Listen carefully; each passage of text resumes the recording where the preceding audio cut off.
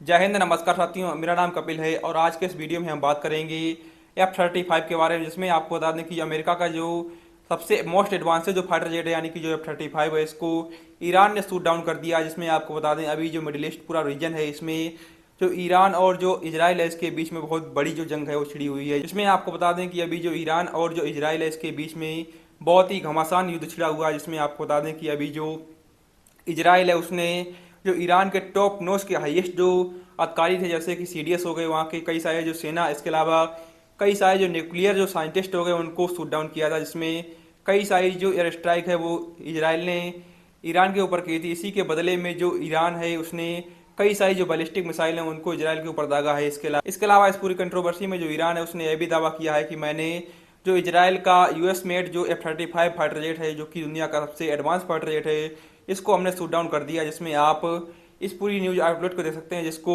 दुनिया भर की जो इंटरनेशनल मीडिया है उसके आप आर्टिकल देख सकते हैं, जिसमें जो स्काई न्यूज ने छापा है। इसके अलावा आपको स्काई न्यूज के बारे में बता दें तो स्काई न्यूज एक इंग्लैंड की कंपनी है, न्यूज कंपनी। इसने छापा है कि जो ईरान है उसने क्लेम किया है कि मैंने दो जो इजरायली फाइटर जेट यानी कि जो F-35 है उनको शूट डाउन कर दिया है।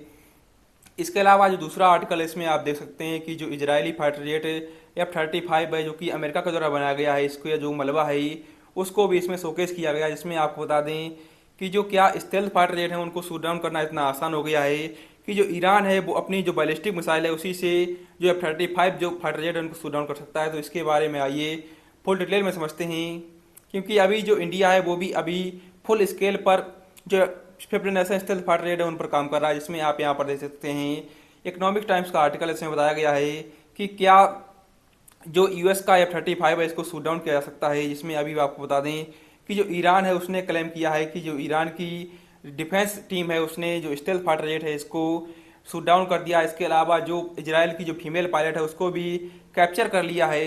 लेकिन आपको बता दें इसको लेकर के पूरा जो क्लेरिफिकेशन है वो नहीं आया है किसी भी इजरायली की तरफ से। इसमें आप यहाँ पर देख सकते हैं कि जो इंडिया है वो भी जो अपना स्टेल्थ फाइटर जेट है वो बना रहा है। जिसमें अभी आप समझेंगे कि क्या जो स्टेल्थ फाइटर जेट है उनको जो शूट डाउन करना इतना आसान है, या फिर कहीं धोखे से ईरान ने इस फाइटर जेट को मार गिराया है। तो इसके बारे में आइए फुल डिटेल में समझते हैं। इसमें आप यहाँ पर देख सकते हैं कि देखिए, सबसे पहले बात करते हैं कि जो अमेरिका का F-35 जो विमान है उसको शूट डाउन करना कितना आसान है या कितना कठिन है।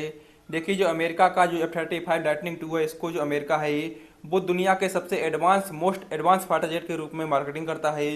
इसमें आपको बता दें ये जो फाइटर जेट है वो रडार इन्वेंटिंग स्टेल्थ टेक्नोलॉजी से लैस। इसके अलावा इसमें इलेक्ट्रॉनिक वारफेयर सिस्टम और जो एडवांस सेंसर है उनको लगाया गया है, जिसकी वजह से जो पूरा F-35 जो फाइटर जेट है ये किसी भी रडार के पकड़ में नहीं आता है और किसी भी कंट्री के सीमा के अंदर घुस करके यह एयर स्ट्राइक कर सकता है। इसीलिए पूरी दुनिया भर में फेमस है।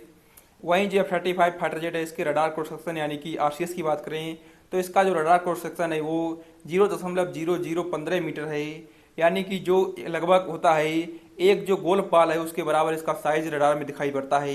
यानी कि दुश्मन देश को यह नहीं पता कर पाएगा कि हमारे देश के अंदर कोई चिड़िया उड़ रही है या F-35 स्टेल्थ फाइटर जेट घुस चुका है।